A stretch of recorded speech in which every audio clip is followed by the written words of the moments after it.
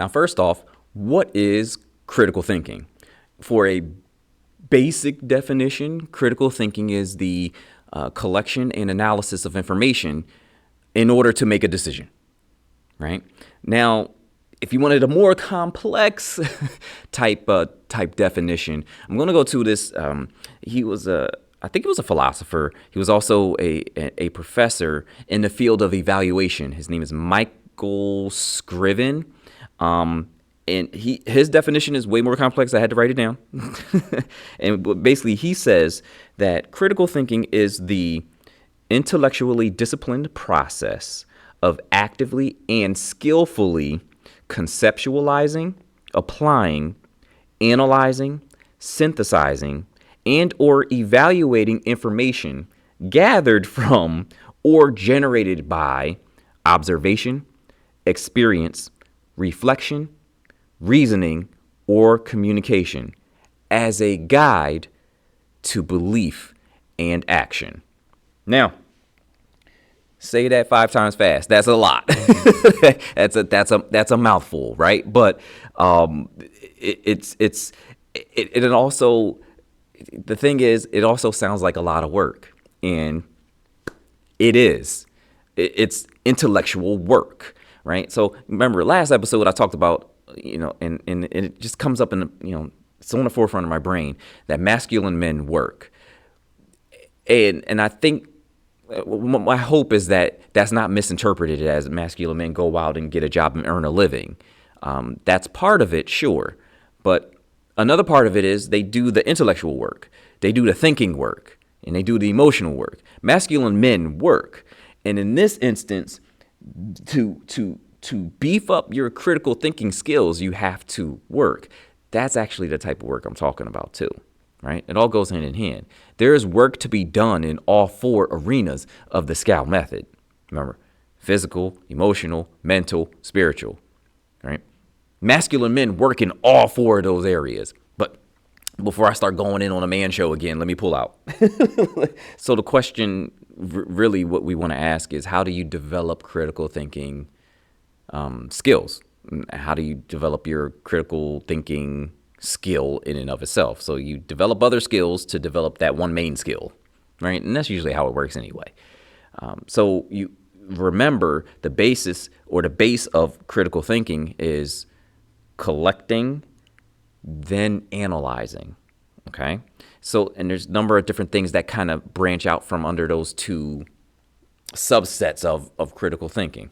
But the idea is to accrue skills, level up skills that make you better at collecting and analyzing. Okay? So let's start with collecting. To get better at collecting information, data, ideas, so on and so forth, you first and foremost have to get better at active listening. Okay? That's something that's in short supply right now, right? Because everywhere you go, let's just take, people debating about one thing or the other. It seems like in order for one person to win a debate, they just have to have either a gotcha moment, or B, they just need to overtalk the person and hit them up with so many so-called facts that they can't even really speak.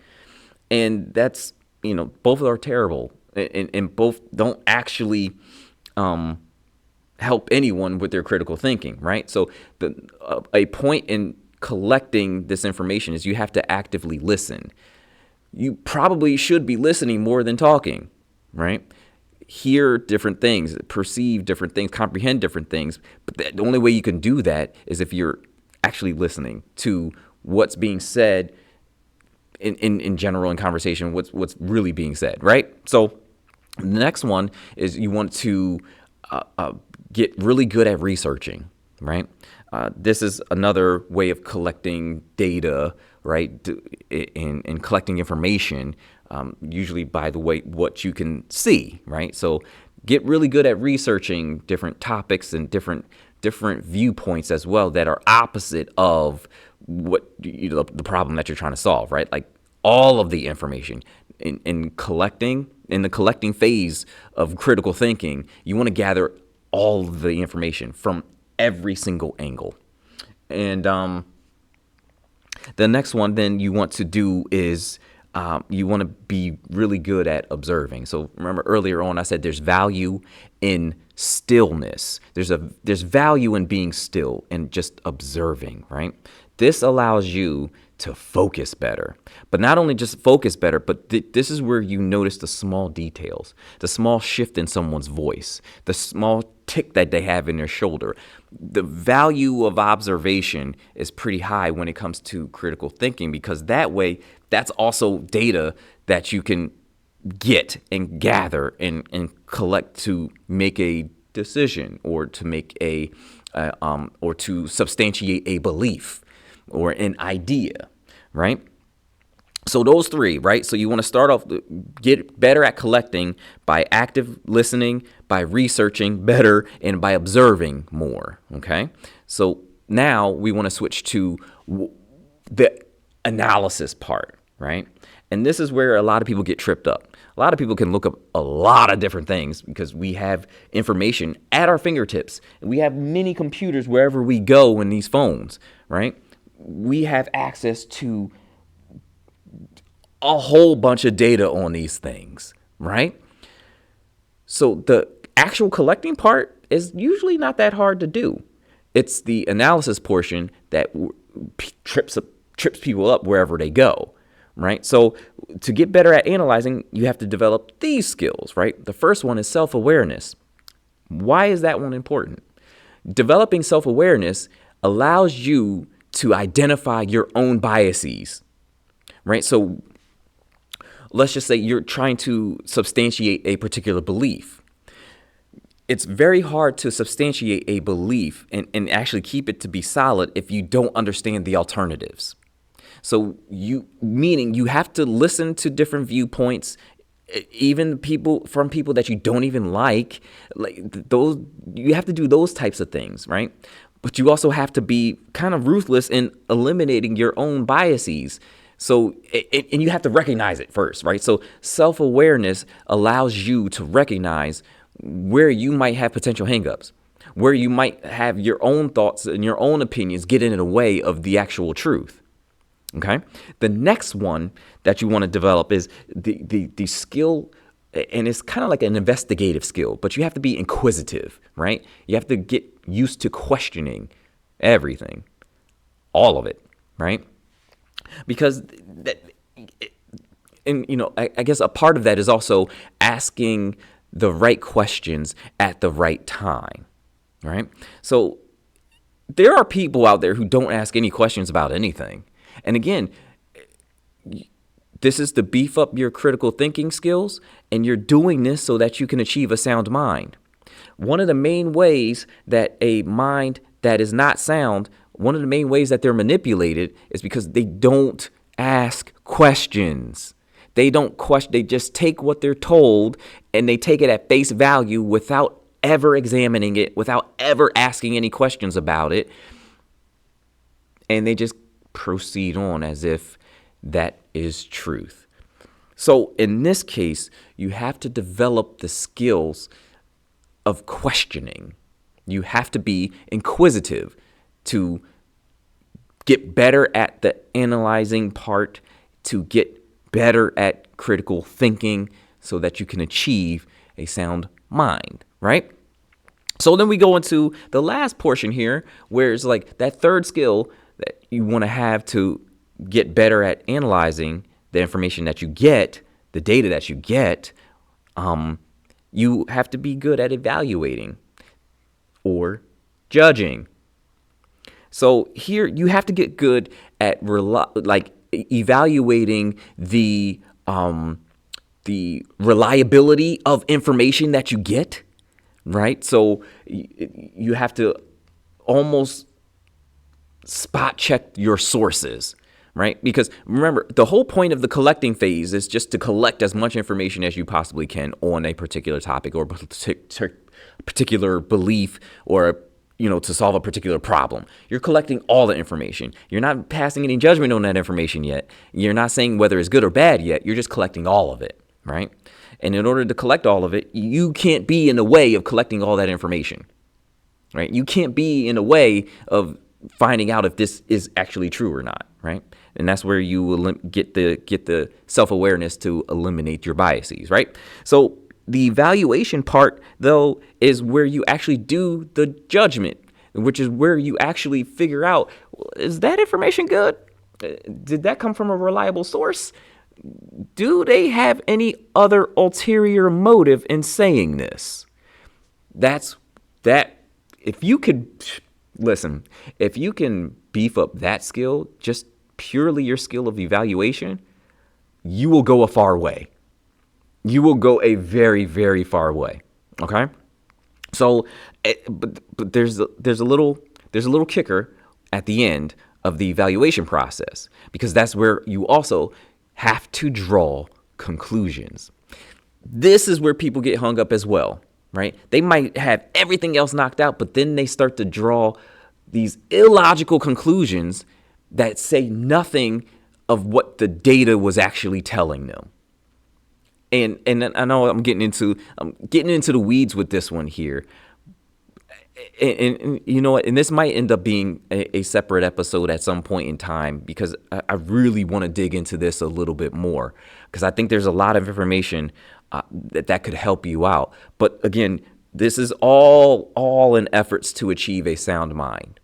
Okay, so the great part about all of this is that you can develop these skills and build up a process that becomes easier to do over time, right? It's like once you critically think about a particular subject or a particular process or a particular thing, and you have that, you know, your structure set up, all it is rinse, wash, repeat, right? And it becomes easier to do. It becomes easier to eliminate your biases, right? To a point where you don't even really start to form them anymore, right? And the great part too is also, as you draw conclusions, you can take that through the process again to see if you arrive at the same conclusions or something different. And that's a whole, again, I'm in the weeds with this one, but those are some tips that you can take, that you can use to develop your critical thinking skills. Okay. Let me wrap them off again, right? We got active listening, researching, observing. Those three help you build your skills in collecting information. Again, and collecting information is simply like either you're looking at it through data, through your eyes, you're listening to it, you're hearing it in podcasts, you're listening to the SCAL method, or you're talking to people. You're talking to professors, you're talking to your neighbors, you're talking to people, right? Side note, that's another reason why we're lacking in the critical thinking skills, because no one talks to anybody anymore. And social media doesn't count, right? Because social media doesn't count because people actually don't say what they really mean on social media. It's like they say what they think they want to mean. so beef up those skills to get better at collecting information. Now you also got to get better at analyzing information. So you have to have self-awareness. You have to be inquisitive, and you have to have good judgment, better evaluation skills, right? And all of those allow you to disseminate the information, break down the data that you collected, throw out the stuff that's false, throw out the stuff that doesn't lead you to a proper conclusion on whatever it is that you're trying to, conclude or decide on. And then draw rational, logical, truthful conclusions on the data that you collected. That's critical thinking. Now, how many of us actually do that on a regular, everyday basis? But you could take that. You could be one of those people who do it all the time. You could be one of those people who has a sound mind, who is not easily manipulated by whatever anybody puts out there, and there's a lot of stuff that's put out there to manipulate you in the way you think, because that ultimately becomes what you do. Here's the skill set. There's the stuff that you need to at least start, and then it'll allow you to explore a little bit more. Go out there, get that information, And don't be afraid to talk to people about it. Don't be afraid to put the ideas out there, right? I think that's one of the number one things that takes us out too. Not the number one. Another thing that takes us out is the fear of being wrong. I don't have that fear because I'm wrong all the time. But then at some point I hit truth, right? And the way I look at it is I'm always seeking the truth.